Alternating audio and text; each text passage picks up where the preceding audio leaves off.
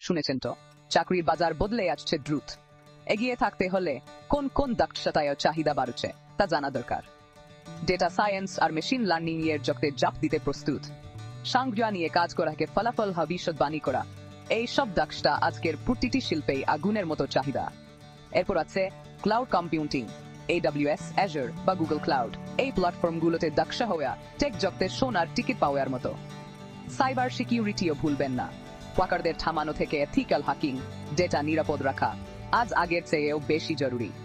আর যদি কিছু তাড়াতাড়ি করতে ভালোবাসেন, ফুল স্ট্যাক ডেভেলপমেন্ট দক্ষতা, ফ্রন্ট এন্ড থেকে ব্যাক এন্ড আপনাকে একজন টেক জাদুকর বানাতে পারে।